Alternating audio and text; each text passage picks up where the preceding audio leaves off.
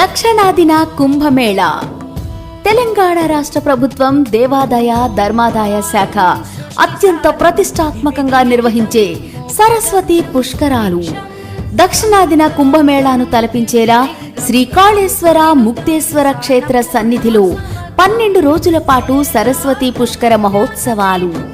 తేదీ 15/5/2025 నుంచి 26/5/2025 వరకు కాళేశ్వరంలోని త్రివేణి సంగమంలో పుష్కర స్నానాలు. రండి, కాళేశ్వరంలోని త్రివేణి సంగమంలో పుష్కర స్నానం ఆచరించి పునీత